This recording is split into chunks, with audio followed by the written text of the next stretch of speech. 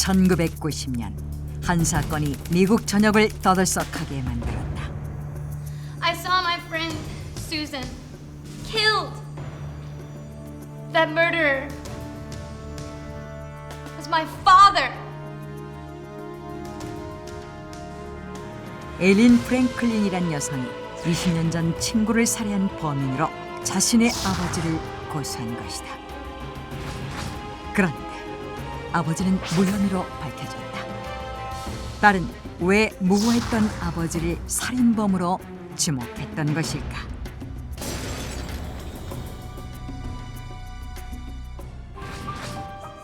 (1989년) 가정주부였던 에일린 프랭클린은 연희 때와 다름없는 평범한 오후를 보내고 있었다. 그런데 그 순간 에일린은 깜짝 놀라고 말았다. 그녀의 머릿속에 갑자기 어떤 기억이 떠올랐던 것이다. 바로 20년 전 절친했던 친구가 살해된 사건에 대한 기억이었다. 1969년 당시 8살이었던 에일린의 친구 수잔은 실종된 지 2달 후 시체로 발견되었는데 범인을 잡지 못해 미제로 남은 사건이었다. 그런데 에일린은 20년이 지난 후 수잔이 살해되는 장면을 목격했음을 기억해낸 것이었다.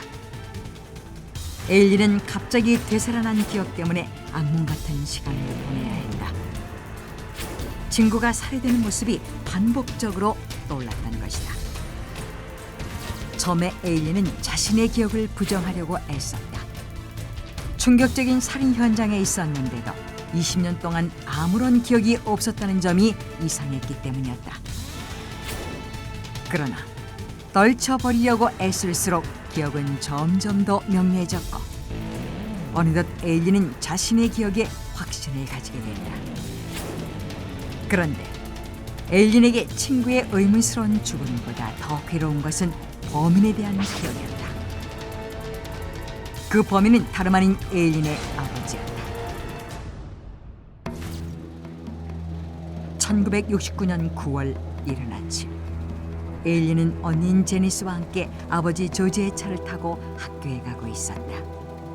그런데 에일린은 길에서 친구 수잔을 발견했고 에일린은 아버지에게 수잔을 태워줄 수 있느냐고 물었다. 그러자 아버지는 수잔을 태우는 대신 언니인 제니스를 차에서 내리게 했고 학교가 아닌 숲속으로 차를 몰았다. 숲에 도착한 아버지는 매트리스를 깔아놓은 차 안에서 수잔을 성폭행했고 에일린은 차 밖에서 그 모습을 지켜보며 두려움에 떨었다는 것이다. 그 후 아버지는 수잔의 머리를 돌로 내리쳐 살해했고 시체를 매장했다. 아버지는 이 사실에 대해 함갈 것을 에일린에게 강요하며 만약 발설할 경우 정신병원에 입원시키겠다고 협박했다는 것이다. 이 이야기를 들은 에일린의 남편은 경찰에게 알려야 한다고 주장했고 에일린은 미국 캘리포니아주 샌마테오 카운티의 지방검사와 몇 차례 상담을 받았다. 당시 지방검사부였던 마티 머레이는 에일린이 살인사건에 대해 상세한 내용까지 알고 있는 것을 보고 에일린의 기억이 신뢰성이 있다고 판단했다. 1989년 11월 에일린은 사건을 담당하게 된 형사에게 자신의 기억에 대해 상세히 진술하기에 이르렀다.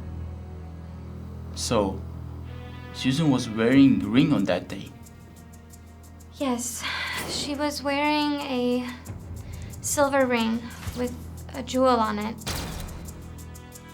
What kind of clothes he was wearing on that day?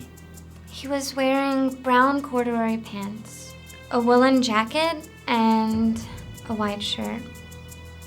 그런데 놀라운 사실은 에일린의 진술이 20년 전 살인 현장에서 발견된 증거들과 일치했던 것이다.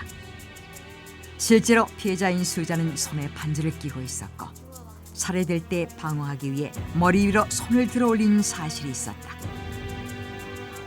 뿐만 아니라 시신 위에 매트리스를 덮었다고 주장한 에일린의 증언이 실제 사건 현장과 일치했다는 것이다.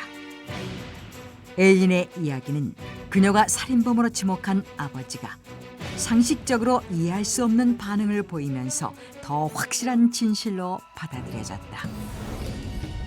형사들이 미해결된 수잔의 살인사건을 재조사 중이라며 아버지인 조지를 찾아갔을 때 Am I a suspect? Did you talk to my daughter, Aileen? 조지는 자신이 용의자냐고 물었고 자신의 딸과 얘기했냐고 물었던 것이다. 또한 조지는 당황하거나 두려워하는 기색 없이 마치 예상했다는 듯 침착한 태도로 일관했다. 당시 형사들은 만약 조지가 결백하다면 먼저 용의자냐고 묻거나 딸에 대해 언급하는 일은 없었을 것이라고 판단했다. 결국 1989년 11월 조지 프랭클린은 20년 전 수잔을 살해한 혐의로 체포되었다. 이 사건이 언론에 보도되자 미국은 충격에 휩싸였다. 딸이 자신의 친아버지를 살인범으로 고소했다는 사실도 놀라웠지만 20년 동안 잊고 있었던 기억을 되살려 사건의 진상을 밝힌다는 것은 전대미문의 일이었기 때문이었다. 게다가 에일린은 아버지가 오랫동안 가족을 정신적, 신체적, 성적으로 학대했다고 주장했다. 어렸을 적 수차례에 걸쳐 아버지에게 성추행을 당했다는 것이었다. 조지가 아동 성애자라는 에일린의 주장은 조지가 살던 아파트에서 아동 포르노그래피가 발견되면서 신뢰를 얻게 되었고 평소 가정폭력이 잦았다는 가족들의 증언이 잇따르면서 조지가 당시 8살에 불과했던 수잔을 성폭행하고 살인했다는 주장에 무게가 실리기 시작했다. 결국 재판 9일 뒤인 1990년 11월 샌마테오 카운티의 고등법원은 조지 프랭클린에게 1급 살인이라는 유죄 판결을 내리고 종신형에 처했다. 그렇게 프랭클린은 살인범으로 낙인 찍히는 듯했다. 그런데 6년 후 놀라운 일이 발생했다. 샌프란시스코의 연방법원 판사 로엘 젠슨이 조지의 유죄 판결을 뒤집은 것이다. 판사는 6년 전의 재판에서 배심원들이 판결을 내리는 데 심각한 헌법상의 오류 2가지가 있었다고 판결했다. 첫 번째는 조지가 유죄를 선고받는 데 중요한 증거로 채택되었던 조지의 침묵이었다. I know you killed her. Just tell me the truth. You did it. 6년 전 재판이 진행되던 기간에 에일린은 개인적으로 조지를 찾아가 사실을 자백하라고 요구했는데 조지는 아무런 말 없이 침묵을 지켰다는 것이었다. 당시 법원은 조지의 침묵이 살인을 인정하는 것이라고 여겼다. 그러나 샌프란시스코의 판사는 침묵을 유지하는 것은 헌법상의 기본 권리에 속하며 유죄를 입증하는 증거로 채택할 수 없다고 판결했다. 두 번째 오류는 에일린의 기억에 의한 증언이었다. 6년 전 재판 당시 법원은 에일린의 증언이 사건 정황과 일치한다는 점에 주목해 에일린이 실제 목격자이며 조지가 살인범이라고 판결했었다. 그런데 연방법원의 판사는 에일린의 기억이 신뢰성이 떨어진다고 주장한 조지의 변호사 측 입장을 인정한 것이었다. 에일린의 기억에 문제가 있다는 근거는 수잔이 살해된 후 언론에 보도된 기사들이었다. 에일린이 잘못 보도된 기사 내용을 그대로 진술했기 때문이었다. 에일린은 수잔이 보석이 박힌 은반지를 끼고 있었다고 진술했는데 사실 수잔은 2개의 반지를 끼고 있었지만 한 신문이 보석이 박힌 은반지라고 잘못 보도했던 것이다. 또한 법원은 에일린이 증언을 계속 번복했다는 점에 주목했다.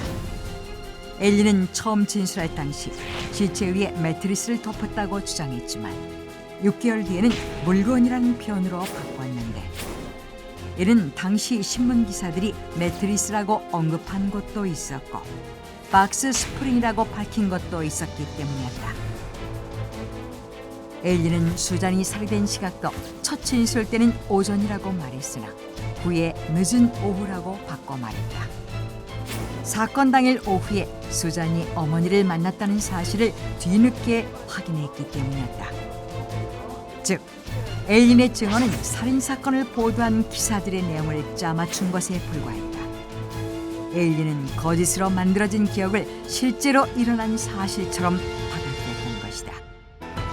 에일린의 사례와 같이 기억의 오류에 대해 연구한 심리학자 엘리자베스 로프터스는 거짓된 기억에 대해 오랫동안 연구해왔는데, 기억이란 시간이 지나면서 상세함과 정확성을 잃고 희미해지며 주변의 영향을 받기 쉽다고 주장했다. 즉, 에일린이 실제로 살인 장면을 목격하지는 않았지만 기사를 통해 읽은 살인 사건의 정황과 TV 등 언론 매체에서 본 다른 살인 사건들을 조합해 자신이 겪은 것으로 믿을 수 있다는 것이다. 더군다나 에일린은 아버지를 고소할 당시 최면 치료를 받고 있었다. 청소년 때부터 우울증을 앓았던 에일린은 결혼 후 심리 치료를 받게 되었는데, 당시 심리 치료사는 에일린에게 최면 치료를 병행했다. 이 점에 주목한 로프터스 교수는 최면은 기억의 강화나 고착, 심지어 주입도 가능하기 때문에 최면 치료를 받는 환자의 기억은 전적으로 신뢰할 수 없다고 주장했다.